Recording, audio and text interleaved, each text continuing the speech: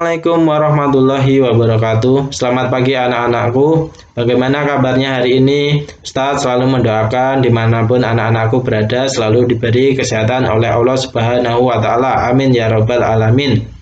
Untuk pertemuan ketiga ini, Ustadz akan menjelaskan tentang perkembangbiakan hewan. Perkembangbiakan hewan ini dapat terjadi secara generatif dan secara vegetatif. Secara generatif ini meliputi yaitu ovipar, yang kedua adalah vivipar, yang ketiga adalah ovovivipar. Sedangkan vegetatif ini meliputi tunas, fragmentasi, membelah diri. Selanjutnya, Ustadz akan menjelaskan lebih dalam lagi mengenai perkembangbiakan hewan secara generatif.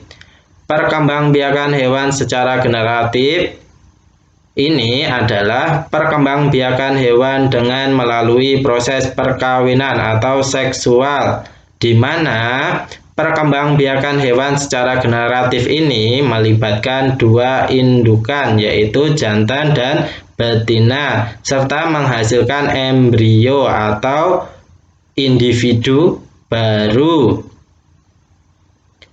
Perkembangbiakan hewan secara generatif ini terjadi pada hewan tingkat tinggi. Hewan tingkat tinggi ini memiliki ciri-ciri yaitu bertulang belakang. Hewan bertulang belakang contohnya adalah ayam, burung, ikan, gajah, ular, ya anak-anak, dan masih banyak lainnya. Nah, perkembangbiakan hewan secara generatif ini dapat terjadi dengan tiga cara, ya anak-anak. Yang pertama adalah ovipar, yang kedua adalah vivipar, yang ketiga adalah ovovivipar. Nah, kita akan bahas satu persatu.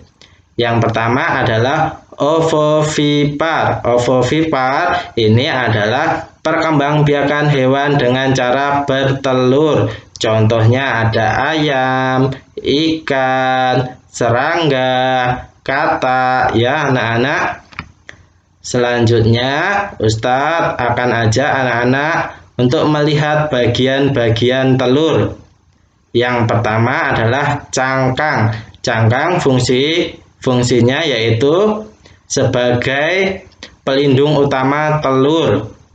Selanjutnya ada membran cangkang, yaitu selaput tipis yang menyelimuti telur. Selanjutnya ada membran telur. Membran telur ini fungsinya menjaga kuning telur supaya tidak bercampur dengan putih telur. Selanjutnya ada ruang udara. Ruang udara yaitu untuk masuknya oksigen untuk embrio. Selanjutnya ada keping germinal, yaitu adalah calon embrio. Selanjutnya adalah yolk atau kuning telur, fungsinya sebagai cadangan makanan.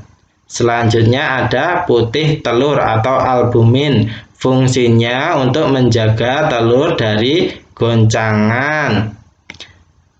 Selain itu, fungsinya juga sebagai cadangan makanan serta air bagi embrio.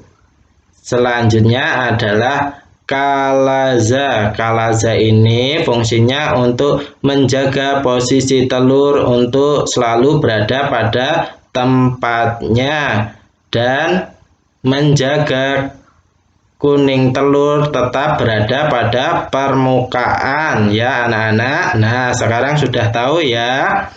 Nah, kita akan lanjut membahas pada gambar nomor 2, yaitu tentang vivipar, yaitu perkembangbiakan hewan dengan cara melahirkan atau beranak.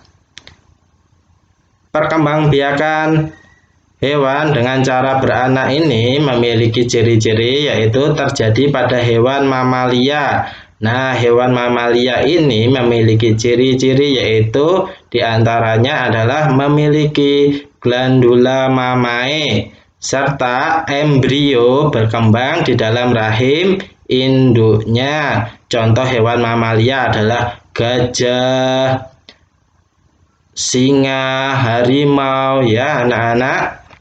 Selanjutnya adalah ovovivipar yaitu perkembangbiakan hewan dengan cara bertelur dan beranak. Contoh hewannya adalah ikan hiu, ular boa. Selain itu ular anaconda.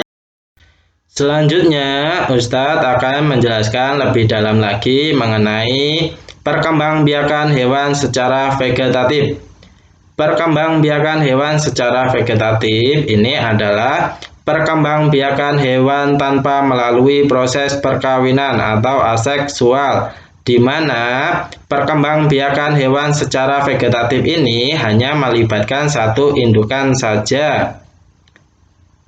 Perkembangbiakan hewan secara vegetatif ini terjadi pada hewan tingkat rendah.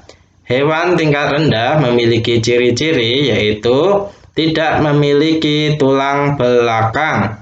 Yang kedua, memiliki sistem peredaran darah, pencernaan, pernapasan yang masih sederhana. Contoh hewannya adalah hidra, ubur-ubur, cacing, amoeba.